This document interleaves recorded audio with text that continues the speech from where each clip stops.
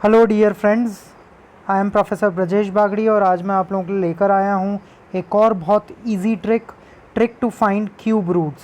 देखिए, cube roots generally हमें find करने में बहुत प्रॉब्लम होती है। आज हम सीखेंगे, देखेंगे कितनी आसानी से हम वैदिक मैथ्स का यूज़ करके और क्यूब रूट्स फाइंड कर सकते हैं बहुत फास्ट कैलकुलेशन के साथ और बहुत आसानी से आप समझ पाएंगे। सो डियर फ्रेंड्स, चलिए शुरू करते हैं वैदिक maths trick to find cube root. देखिए, क्यूब रूट फाइंड करने के पहले आप लोगों को मालूम होना चाहिए 1 से 10 तक के क्यूब्स। ऑब्वियसली आप लोगों को याद हैं, लेकिन फिर भी एक बार हम और उसको गो थ्रू कर लेते हैं। 1 का क्यूब 1 होता है, 2 का क्यूब 8 होता है, 3 का cube 27, 4 cube is 64, 5 cube 125, 6 cube 216, 7 cube is 343, 8 cube is 512, 9 cube is 729 and 10 cube is 0। आप देख पा रहे होंगे कि मैंने हर एक क्यूब में जो यूनिट्स डिजिट है उस यूनिट्स डिजिट को मैंने यहाँ पर अलग कलर में लिखा है। तो उसका कारण मैं आप लोगों को बताता हूँ। जैसे आप देख रहे हैं इस पूरी टेबल में जितनी भी यूनिट्स प्लेस की डिजिट है 1, 8, 7, 4, 5, 6, 3, 2, 9 and 0 all are written in blue colour, navy blue colour, और बाकी नंबर्स जो हैं ऑरेंज कलर में लिखे हैं। तो ऐसा क्यों, ऐसा क्या कारण है? तो उसका कारण मैं आप लोगों को बताऊँगा। देखिए, आप यहाँ ग्रीन कलर में लिखे हैं नंबर्स, जिन नंबर्स के हम क्यूब फाइंड कर रहे हैं, और क्यूब की यूनिट्स प्लेस यहाँ लिखी हुई है। तो यहाँ एक रिलेशनशिप एस्टेब्लिश हो रहा है नंबर और उस क्यूब के यूनिट्स प्लेस डिजिट में। 1 का जो क्यूब है वो 1 ही होता है, तो मतलब उसकी यूनिट्स प्लेस पे 1 है। 2 का क्यूब 8 होता है, मतलब 2 का क्यूब 8 है, उसके यूनिट्स प्लेस पर 8 है। 3 के क्यूब के यूनिट्स प्लेस पर है 7, 3 के क्यूब के यूनिट्स प्लेस पर है 7। 4 के क्यूब के यूनिट्स प्लेस पर 4 ही है। 5 के क्यूब के यूनिट्स प्लेस पर 5 है। 6 के क्यूब के यूनिट्स प्लेस पर 6 है। 7 के क्यूब के यूनिट्स प्लेस पर 3 है और 8 के क्यूब के यूनिट्स प्लेस पर है 2। 9 के क्यूब के यूनिट्स प्लेस पर 9 है और 10 के क्यूब के यूनिट्स प्लेस पर है 0। सो डियर स्टूडेंट्स, यहाँ पर हम एक रिलेशनशिप एस्टेब्लिश करने की कोशिश करेंगे।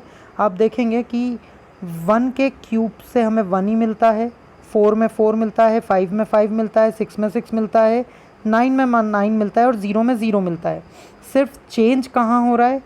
चेंज हो रहा है 3 में 7 मिलता है और 7 में 3 मिलता है। यहाँ पर एक इंटरचेंज हो रहा है और एक ये इंटरचेंज हो रहा है, 8 में 2 और 2 में 8। तो देखिए, बहुत इजी सी ट्रिक है जो आप लोगों को ध्यान रखनी है। नंबर और उसके क्यूब की यूनिट्स प्लेस डिजिट का रिलेशनशिप। 1 में 1 मिलेगा, 4 में 4 मिलेगा, 5 में 5 मिलेगा, 6 में 6 मिलेगा और 9 में 9 मिलेगा और 0 में 0 मिलेगा। डिफरेंस कहाँ आ रहा है? 2 और 8 इंटरचेंज हो रहे हैं, 2 का 8, 8 का 2, और 3 और 7 इंटरचेंज हो रहे हैं, 3 का 7, 7 का 3। याद है, बहुत सिंपल सी चीज़ है। अब दूसरा रूल यहाँ पर हम समझेंगे। इफ़ नंबर कंसिस्ट ऑफ 4, 5 और 6 digits, then its cube root consist of 2 digits. ऐसे जितने भी नंबर्स हैं, जैसे 4 डिजिट के, 5 डिजिट के या 6 डिजिट के, काफ़ी बड़े नंबर्स होते हैं और इन्हीं के क्यूब रूट हम आसानी से कैलकुलेट करेंगे। तो ऐसे जितने भी नंबर्स हैं जिनमें 4, 5 और 6 डिजिट्स होती है, उनके क्यूब रूट का आंसर हमेशा 2 डिजिट्स में मिलता है। हमें हमेशा उसमें कितनी डिजिट्स मिलती है? 2 डिजिट्स मिलती है। चलिए प्रोसीजर शुरू करेंगे। यहाँ पर हम क्यूब रूट कैलकुलेट कर रहे हैं 2197 का। 2197 का क्यूब रूट हमें कैलकुलेट करना है। तो देखिए, अब यहाँ कैलकुलेशन कैसे होगी। सबसे पहले इस 2197 का यूनिट्स प्लेस नंबर देखिए।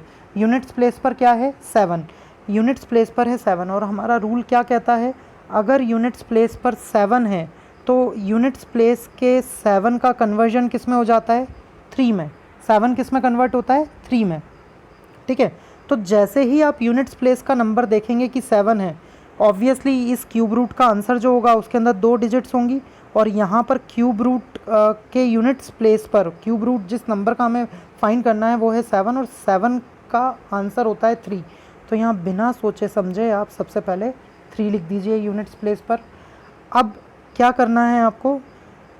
यूनिट्स डिजिट तो आपने देख ली 7 है और 7 से जो नंबर बनेगा वो है 3। तो आंसर का, क्यूब रूट के आंसर की यूनिट्स प्लेस की डिजिट हमें मिल गई है 3। फिर हम देखेंगे राइट से 3 नंबर्स हमें स्किप कर देना है, छोड़ देना है। ये 197 हमने छोड़ दिया और बचा क्या फिर? 2 बच रहा है। तो जो नंबर लेफ्ट है, जो नंबर बचा है after skipping 3 digits from right, वो 2 है। अब आप देखिए 2 से जस्ट छोटा परफेक्ट क्यूब कौन सा होता है। ये जो टेबल आपने बनाई है, इस टेबल में 2 से जस्ट छोटा परफेक्ट क्यूब, ऑफ कोर्स 8 तो बड़ा हो जाएगा, तो 2 से जस्ट छोटा परफेक्ट क्यूब कौन है? 1। और 1 किसका क्यूब है? उसका नंबर क्या है? वो भी 1 है।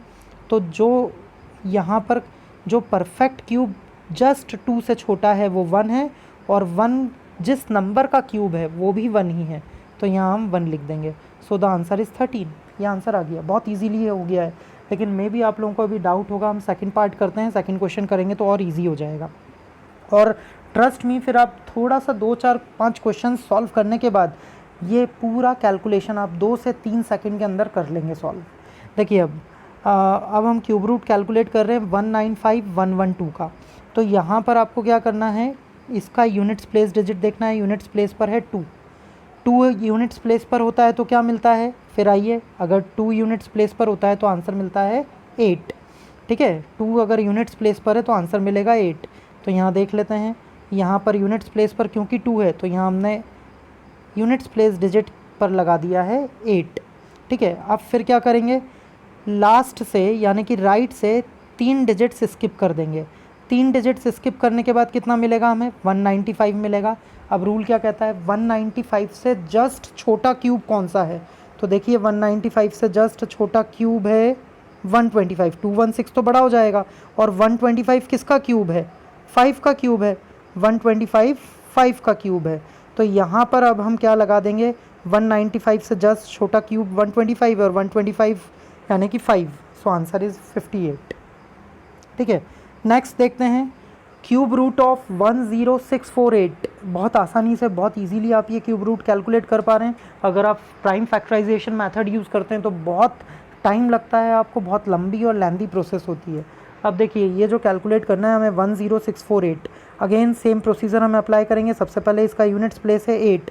अगर यूनिट्स प्लेस पर 8 होता है तो ऑब्वियसली आंसर के यूनिट्स प्लेस में 2 आ जाता है, यहाँ 2 लिख दिया हमने। अब फिर राइट से 3 डिजिट्स हम छोड़ देंगे, ये 3 डिजिट्स हमने स्किप कर दी, बचा क्या है 10। 10 से जस्ट छोटा क्यूब जो हमारी टेबल में प्रेजेंट है, 10 से जस्ट छोटा है 8, और 8 किसका क्यूब है? 2 का। तो यहाँ पर ये 8 है, 8 किसका क्यूब है? 2 का। मतलब जो हमारी 10th प्लेस डिजिट है वो क्या हो जाएगी? 2। Answer is 22। राइट। नेक्स्ट देखेंगे 884736। सोचिए कितना बड़ा नंबर है, 6 डिजिट्स हैं इसमें, लेकिन आप विद इन 3 सेकेंड्स इसका भी क्यूब रूट कैलकुलेट कर पाएंगे। सबसे पहले इसकी यूनिट्स प्लेस डिजिट देखेंगे जो है 6। अगर यूनिट्स प्लेस पर 6 होता है तो ऑब्वियसली आंसर के यूनिट्स प्लेस में भी 6 ही आता है, यहाँ 6 आ जाएगा। यहाँ से आप देख सकते हैं, हमने देखा था अगर यूनिट्स प्लेस का डिजिट 6 है तो आंसर के यूनिट्स प्लेस में भी 6 ही आना है। ओके, तो यहाँ पर आ गया है 6 आने के बाद अब फिर राइट से 3 नंबर्स स्किप किए, उसके बाद देखा क्या है 884। 884 से जस्ट छोटा क्यूब जो हमारी टेबल में प्रेजेंट है वो कौन सा है? 729। 884 729। ठीक है, और 729 किसका क्यूब है? 9 का। तो यहाँ पर हम लिख देंगे 9। So 96 is the required answer. Now cube root of 103823, इसका क्यूब रूट आपको कैलकुलेट करना है। अगेन आप क्या चेक करेंगे, सबसे पहले आप देखेंगे यूनिट्स प्लेस पर है 3, और अगर यूनिट्स प्लेस पर 3 होता है तो आंसर के यूनिट्स प्लेस में आ जाता है 7। यहाँ हमने 7 लिख दिया। 7 लिखने के बाद फिर राइट से हमने 3 डिजिट्स को स्किप करना है, बचेगा 103। 103 से जस्ट छोटा जो परफेक्ट क्यूब है वो हम देखेंगे। 103 से जस्ट छोटा परफेक्ट क्यूब है 64, और 64 किसका क्यूब है? 4 का। तो इसका मतलब है 10th प्लेस की डिजिट आ जाएगी 4। So answer is 47। So dear friends, आप लोगों को समझ में आया होगा, बहुत आसानी से हम लोगों ने क्यूब रूट्स कैलकुलेट किए। अच्छा, एक और आप यहाँ पर एक पॉइंट ध्यान रखें, ऑब्वियसली दिस इज़ वैदिक मैथमेटिक्स, बट स्टिल जब तक आपके स्कूल्स में ये मेथड ना बताई जाए तब तक आप लोगों को वही मेथड यूज़ करनी है जो स्कूल टीचर्स आप लोगों को बता रहे हैं, that is prime factorisation method.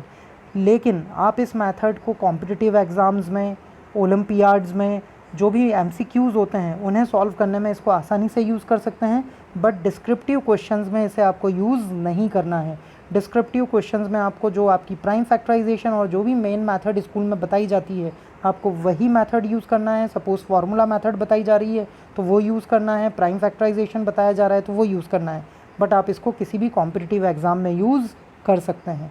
So dear students, keep watching, keep learning. Thank you so much.